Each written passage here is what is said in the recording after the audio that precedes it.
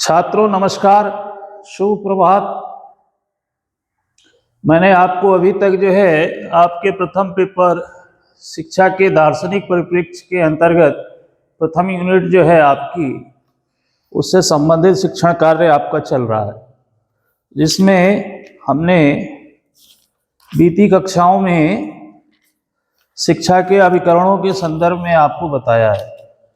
ठीक है, इसी में आगे चल रहे हैं हम लोग कि शिक्षा के अनौपचारिक अभिकरण के रूप में, प्रश्न के रूप में लिख दे रहा हूं आपको समझने के लिए, शिक्षा के अनौपचारिक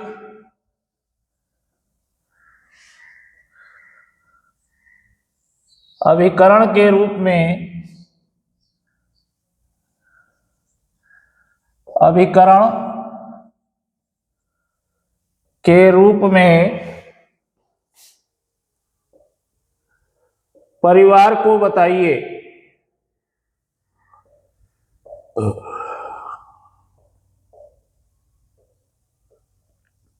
ठीक है, आप सभी जानते हैं कि हमारी शिक्षा व्यवस्था में जो अनौपचारिक शिक्षा है वह है सर्वप्रथम कहां से प्रारंभ होती है? तो वह सर्वप्रथम जो है परिवार से प्रारंभ होती है। ठीक है, अब मान लीजिए कोई एक व्यक्ति है, इसका जन्म कहां होता है? परिवार में। परिवार में कौन कौन होते हैं? तो बेसिक रूप से माता, पिता, भाई, बहन।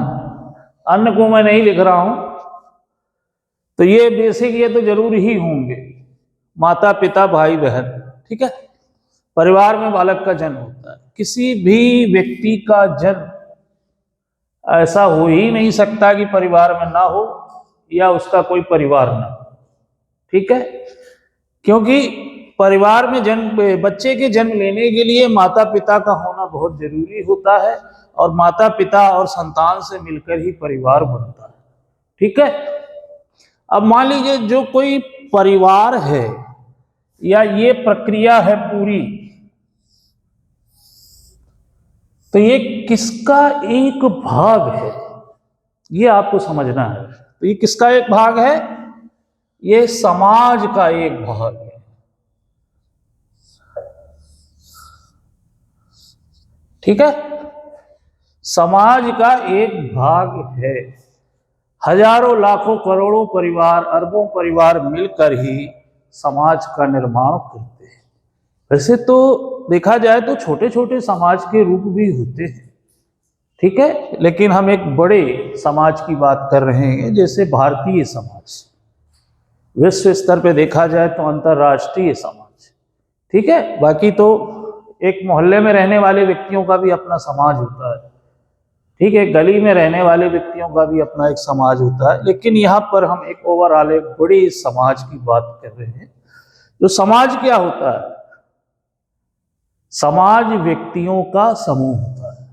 ठीक है, बिना व्यक्तियों के समाज नहीं बन सकता है किसी भी प्रकार से। अब जहां पर व्यक्ति होंगे तो वहां परिवार भी होंगे, और परिवार में जो व्यक्ति जन्म ले रहा है, ठीक है, तो कहीं ना कहीं समाज में, परिवार में वह वृद्धि कर रहा है।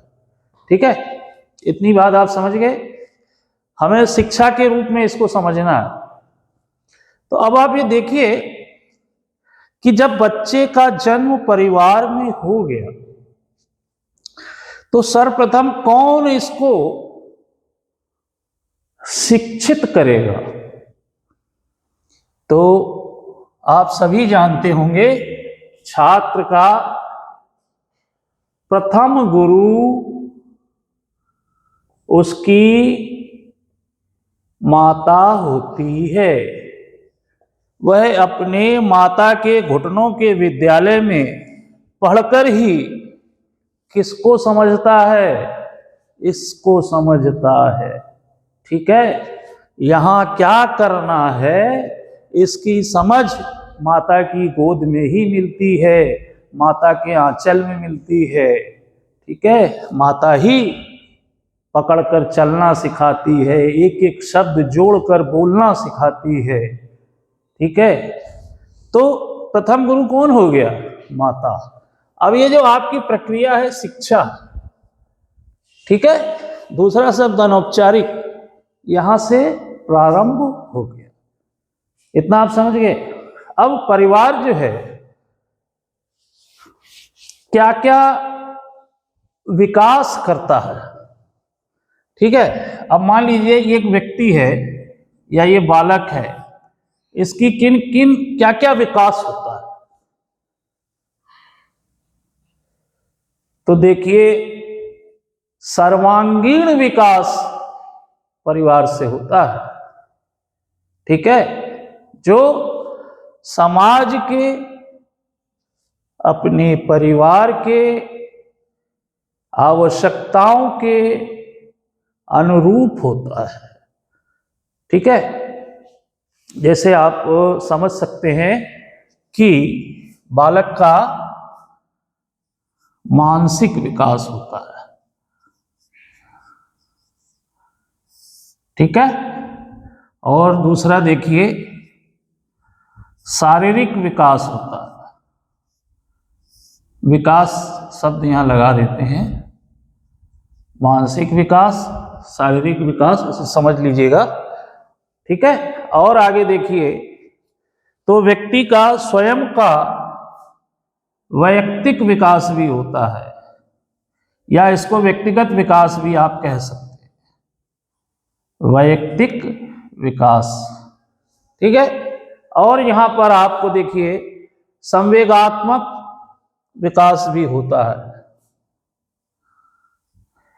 संवेगात्मक।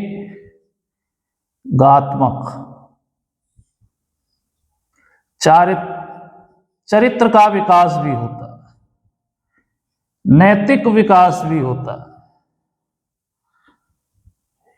ठीक है, ये सर्वांगीण विकास के लिए जो होता है उसी के कुछ पहलू हैं। इन सभी को मिलाकर ही ओवरऑल सर्वांगीण विकास कहा जाता है। तो आप ये देखिए कि यह विकास प्रत्येक व्यक्ति के लिए बहुत जरूरी होते हैं। कहीं आपने ऐसा नहीं सुना होगा कि इसके विकास के बिना व्यक्ति पूर्ण रूप से सामाजिक हो जाए। कभी सुना आपने? क्योंकि अगर ये डेवलप नहीं हुआ तो व्यक्ति असामाजिक हो जाएगा। ठीक है, ये है, ये है, ये है, ये है। ये विकास भी बहुत इंपॉर्टेंट होता है, जिसकी नींव परिवार से ही रखी जाती है। ये भी अगर व्यक्ति का डेवलप नहीं हुआ तो वह असामाजिक हो जाएगा। तो ये सारे विकास बहुत इंपॉर्टेंस रखते हैं एक व्यक्ति के निर्माण में। ठीक है, अब हम बात करते हैं कि हमारे पास जो ये डेवलपमेंट है, विकास है सारे, मानसिक विकास में क्या क्या आता है? देखिए, मानसिक विकास में बौद्धिक क्षमताएं आती हैं, जैसे सोचने समझने की क्षमता, कार्य को करने की क्षमता। बुद्धि का एक विशेष रूप होता है, बुद्धि सबके पास होती है लेकिन विवेक सबके पास नहीं होता है। ठीक है, तो मानसिक विकास के अंदर विवेक को विकसित करने का कार्य भी परिवार ही करता है। ठीक है, अब बुद्धि और विवेक में डिफरेंस क्या है? बुद्धि सिर्फ ज्ञान है, ज्ञान का कब क्या उपयोग करना है इसको आप समझ सकते हैं, या पॉजिटिव वे में या नेगेटिव वे में, तो वह विवेक है। ठीक है, सही समय पर विषम परिस्थितियों में क्या निर्णय लेना है, यह विवेक है। और इसकी समझ कौन विकसित करता है? परिवार करता है। ठीक है, आप समझ गए होंगे कि मानसिक विकास क्या होता है। स्मरण शक्ति है, चिंतन करने की शक्ति है, समझने की शक्ति है, विचार करने की शक्ति है, कब क्या बोलना है ये भी समझना पड़ता है। ठीक है, हमें किसके साथ कैसे व्यवहार करना है ये भी समझना पड़ता है। तो ऐसी बहुत सारी मानसिक क्रियाएं हैं जिनकी नींव हमारी प्रथम पाठशाला में प्रथम गुरु माता के द्वारा रखी जाती है या परिवार के अन्य सदस्यों के द्वारा रखी जाती है। ठीक है, आगे चलते हैं। शारीरिक विकास, यह भी एक बहुत इम्पोर्टेंट विकास है, महत्वपूर्ण। यदि मान लीजिए किसी बच्ची का शारीरिक विकास पूर्ण रूप से नहीं हो पाया है तो आप क्या देखेंगे? उसका मन कहाँ पे नहीं लगेगा? घर में भी नहीं लगेगा क्योंकि वो बीमार है, क्लास में भी नहीं लगेगा, कहीं भी पढ़ने जाएगा वो पढ़ेगा नहीं। आप कल्पना करके देखिए, मान लीजिए आप क्लास में बैठे हैं और आपके सर में दर्द हो जाता है नॉर्मली, या कोई टेंशन हो जाती है किसी प्रकार की, तो क्या आप पढ़ पाएंगे? आपका मन लगेगा? तो सबसे बड़ी जरूरत क्या है? शरीर का स्वस्थ होना। ठीक है, शरीर के पूरे स्वस्थ होने से भी ज्यादा इंपॉर्टेंट क्या है? तो सबसे ज्यादा महत्वपूर्ण होता है मस्तिष्क का स्वस्थ होना। अरस्तु ने एक कथन कहा था कि स्वस्थ शरीर में ही स्वस्थ मस्तिष्क का विकास होता है। बात समझ रहे हैं ना आप? अब मस्तिष्क कैसे स्वस्थ होगा? मस्तिष्क स्वस्थ होगा तभी जब आप सही को सही समझेंगे और गलत को गलत समझेंगे, सही निर्णय लेने में सक्षम होंगे, विचार करने में सक्षम होंगे, चिंतन करने में सक्षम होंगे, नैतिकता की बातों को भली भांति समझेंगे, क्या अपने आप के उत्तरदायित्व हैं उनको समझेंगे, अपने कर्तव्यों को समझेंगे। ठीक है, तभी आपका ये मस्तिष्क स्वस्थ होगा। अस्वस्थ मस्तिष्क वाला व्यक्ति देखने में कैसा होता है? सामान्य होता है। ठीक है, उसमें कोई फर्क नहीं होता, लेकिन उसकी जो सोच होती है वो विध्वंसात्मक होती है, कुटिल होती है, नेगेटिव होती है। वह हमेशा गलत चीज को देखता है, सीखता सही है और उसका उपयोग दुरुपयोग में करता है। तो यही फर्क है शारीरिक स्वास्थ्य का, जो पूर्ण रूपेण परिवार से ही जिसकी नींव बनती है। छात्र को, व्यक्ति को, बच्चे को स्वस्थ रखा जाता है और वह शारीरिक रूप से पूरी तरह से स्वस्थ होने के बाद ही गुरु के आश्रम में जाने के, विद्यालय में जाने के योग्य बनता है। ठीक है, मैं आपको ये सारी बातें किसके संदर्भ में बता रहा हूं? परिवार के संदर्भ। ठीक है, आगे चलते हैं। अगला शब्द है वैयक्तिक। वैयक्तिक शब्द को आप व्यक्तिगत भी समझ सकते हैं। आपने देखा होगा कि एक परिवार में मान लीजिए 2 बच्चे हैं या 3 बच्चे हैं और दोनों तीनों एक ही माता पिता की संतानें होती हैं, लेकिन उन तीनों में या दोनों में पर्याप्त भिन्नता होती, विभिन्नताएं पाई जाती है। ठीक है, एक का व्यक्तिगत स्वभाव अलग होता है, दूसरे का व्यक्तिगत स्वभाव अलग होता है। ठीक है, हर व्यक्ति का विकास उसके स्वयं की व्यक्तिकता के आधार पर होता है। जैसा व्यक्ति का स्वयं का नेचर होगा, व्यक्ति वैसा ही बनेगा। ठीक है, तो जो व्यक्ति के अंदर वैयक्तिकता है, इसको पूर्ण रूप से, व्यवस्थित रूप से, सही रूप में बनाना। अब आप देख सकते हैं, इतिहास में लिखा है कि महात्मा गांधी की माता ने अगर ना होती तो महात्मा गांधी ना होते। इसी तरह शिवाजी की माता, छत्रपति शिवाजी का नाम आपने सुना होगा, तो उनकी माता ने जो त्याग किया उनके लिए, तो आज पूरे विश्व में पूजे जाते हैं। तो ये किसका योगदान है? हमारी प्रथम गुरु माता का योगदान है कि उन्होंने महात्मा गांधी जैसे, शिवाजी जैसे महान व्यक्तियों को महान बना दिया। ठीक है, कोई भी व्यक्ति जन्म से महान नहीं होता है, उसको महानता के शिखर तक उसका परिवेश, उसका स्वयं का व्यक्तित्व, उसकी माता पिता के संस्कार ले जाते हैं। कोई भी जन्म से महापुरुष नहीं हो जाता है। तो आपको ये समझना है कि परिवार क्या योगदान देता है। जो व्यक्ति है और उसका जो मूल तत्व है व्यक्तित्व, अर्थात उसका गुण, व्यक्ति को गुणवान कौन बनाता है, मूल्यवान कौन बनाता है? भाई मान लीजिए हम हैं या और कोई अन्य महान लोग हैं, वो सब देखने में एक जैसे हैं, ईश्वर ने सबको एक जैसा बनाया है। ठीक है, हम लोग जैसे किसी को अपना आदर्श मान लेते हैं। लड़के जैसे ज़्यादातर हनुमान जी की पूजा करते हैं, लड़कियां दुर्गा जी की पूजा करती हैं। किसी फिल्म को देखते हैं तो हीरो हीरोइन को अपना आदर्श बना लेते हैं, किसी राजनेता को बना लेते हैं। बहुत सारे लोग कोई अपना गुरु बना लेते हैं। आजकल गुरु बहुत हो गए, तो क्यों बना लेते हैं? हम सब तो एक जैसे, हमें कोई फर्क नहीं। फर्क है, किसका फर्क है?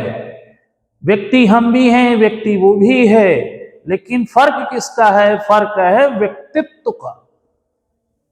बात आप समझे? फर्क किसका है? व्यक्तित्व का है। तो यहां पर व्यक्ति को महान किसने बनाया, श्रेष्ठ किसने बनाया? व्यक्तित्व ने। और इसका निर्माण किसने किया? माता ने। माता कहाँ है? परिवार में। बात समझ गए आप? इस तरह से व्यक्ति का स्वाभाविक विकास सनह सनह, धीरे धीरे, क्रमबद्ध रूप में, चरण के अनुसार, 1 से 2, 2 से 3, क्रमागत समय के अनुसार होता रहता है। ठीक है, आपको समझने में दिक्कत नहीं आएगी। ये सारी बातें आप परीक्षा में परिवार के योगदान में शिक्षा के अभिकरण के रूप में लिख सकते हैं।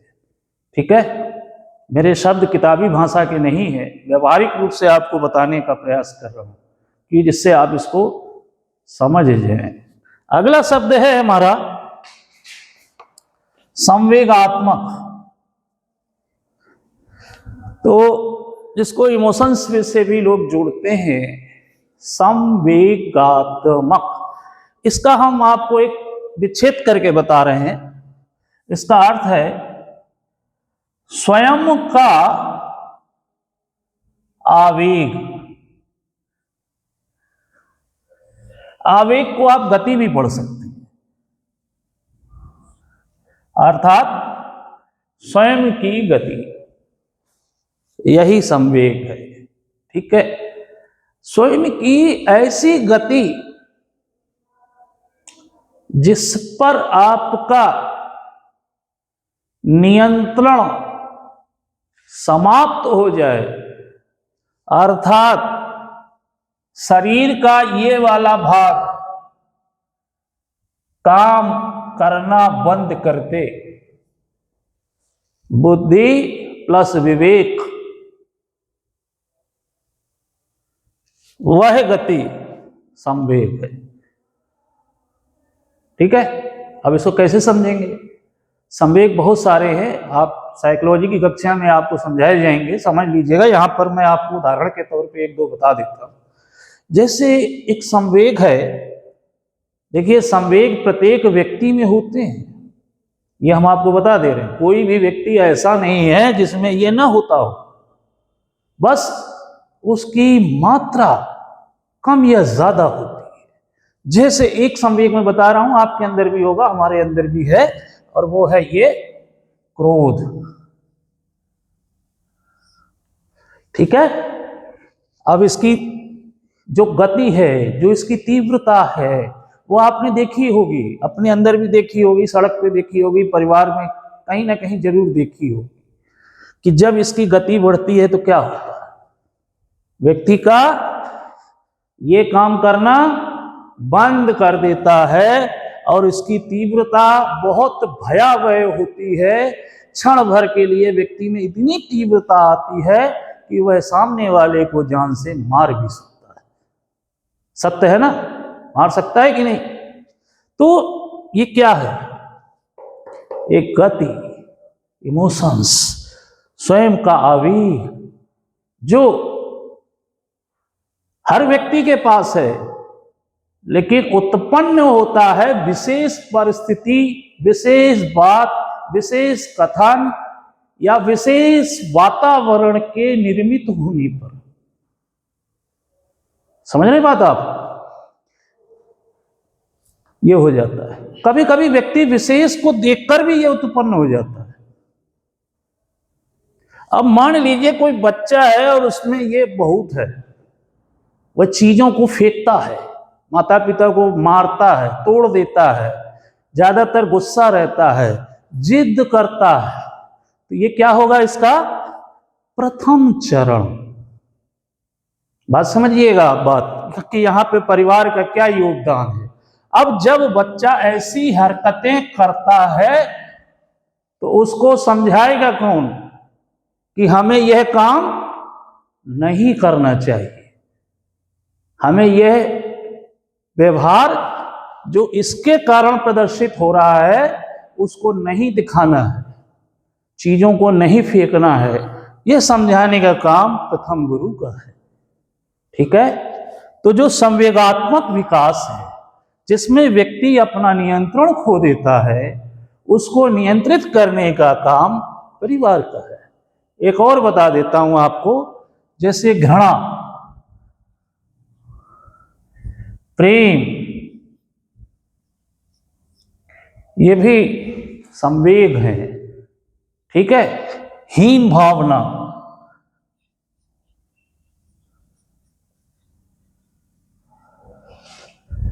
आपने देखा होगा ज्यादातर बच्चे हाई स्कूल में फेल होने के बाद कुछ ऐसे होते हैं जो आत्महत्या कर लेते हैं, वो भी एक संवेग है, हीन भावना का।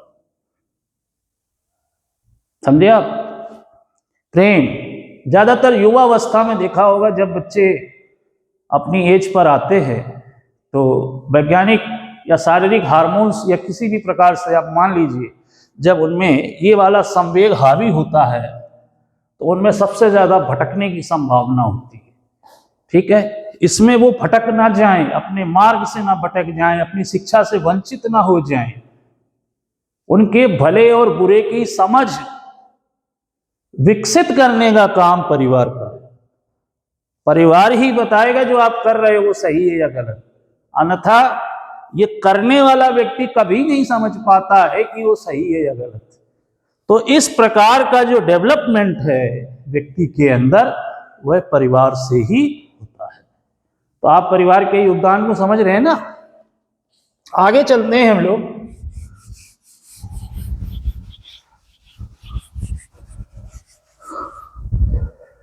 आगे एक चीज है हमारे पास,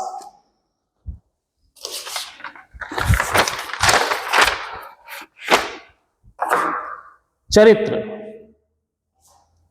आप सबसे ज्यादा महत्वपूर्ण चीज है कैरेक्टर, चरित्र।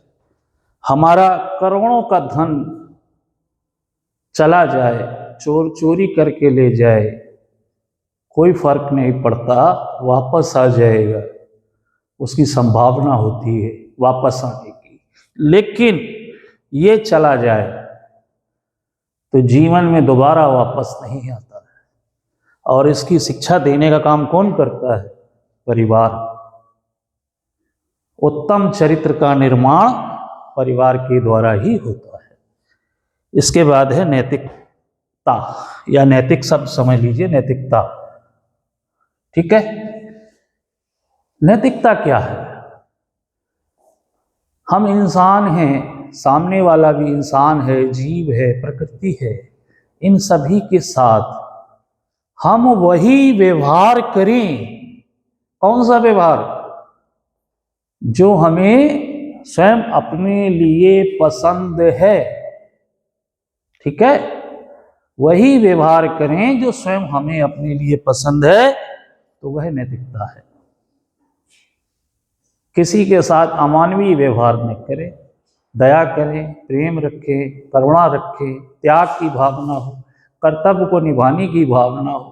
ठीक है, सभी के साथ अच्छा व्यवहार करें, मीठी वाणी बोलें।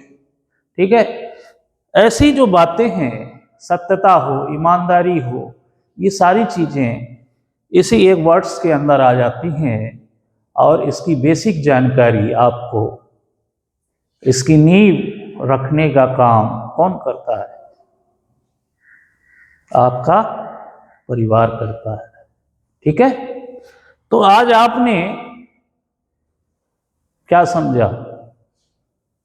आज आपने ये समझा कि जिस परिवार में आप रह रहे हैं, परिवार के जो सदस्य होते हैं वो फ्री के नौकर होते हैं, जो जीवन भर हमारी सेवा करते हैं। ठीक है, बदले में लास्ट में हम उन्हें कुछ दें या ना दें एक अलग बात है, लेकिन वो सेवा जीवन भर करते हैं और जीवन भर हमको ज्ञान देते हैं, हमें सही रास्ते पे लाते हैं, हमें अच्छा इंसान बनाते हैं, योग्य इंसान बनाते हैं। और हर परिवार, माता पिता यही चाहता है कि हमारी संतान हमसे ज़्यादा आगे बढ़े, ज़्यादा अच्छी बने, योग्य बने। ठीक है, बाकी पूरे संसार में कोई भी ये नहीं चाहता कि आप हमसे आगे बढ़ो। तो ऐसी त्याग की बात, आपको ऊपर उठाने की बात सिर्फ परिवार ही सोच सकता है और कोई नहीं। तो शिक्षा का जो बेसिक आधार है कहाँ से चला? परिवार से चला। परिवार ने ही आपको इस योग्य बनाया कि आप क्या हो गए? मूल्यवान हो गए। ठीक है, तो शिक्षा के अनौपचारिक अभिकरण, अनौपचारिक शब्द इसलिए यूज किया जाता है क्योंकि इसमें कोई समय नहीं होता है। इसमें शिक्षा देने वाला व्यक्ति निश्चित नहीं होता है। कोई भी व्यक्ति शिक्षा दे सकता है, कभी भी दे सकता है, एनी टाइम। ठीक है, कोई पाठ्यक्रम भी नहीं होता है। ठीक है, तो परिवार में जब बच्चा रहता है तो परिवार में घटित होने वाली बातें, विचार, व्यक्ति को, जो बच्चा है उसको हर समय क्या करती हैं? प्रभावित करती हैं, क्योंकि वह उन्हें देखता है। ठीक है, तो इससे ये आपको स्पष्ट हुआ होगा कि परिवार का क्या योगदान हमारी शिक्षा व्यवस्था में होता है। ठीक है, उसके अलावा बहुत सारे गुण व्यक्ति सीखता है, जिन्हें आप मानवीय गुण भी कह सकते हैं, जैसे सदाचार, ठीक है, उदारता, परंपराएं, आदर्श, और देखिए बता रहा हूं आपको, परोपकार, सहानुभूति, क्षमा, दया, परोपकार, सहानुभूति, क्षमा, दया, करुणा, सामाजिकता,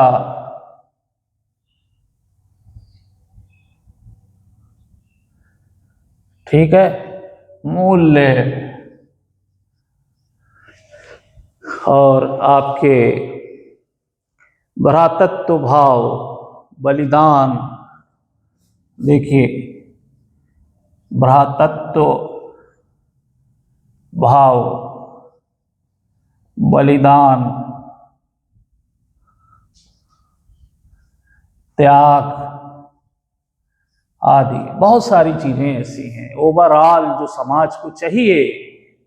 ठीक है, उनकी सबकी बेसिक नींव परिवार से ही बनती है। जैसा कि मुझे लगता है कि आप लोग परिवार के योगदान को शिक्षा के अनौपचारिक अभिकरण के रूप में समझ गए होंगे और परीक्षा में आने पर अपने शब्दों में लिख सकेंगे। ठीक है, इन्हीं से संदर्भित हेडिंग बनाकर आप लिख सकते हैं। काफ़ी कुछ जानकारी हमने आपको व्यवहारिक शब्दों में दी है। ठीक है, आज के लिए इतना ही है। धन्यवाद।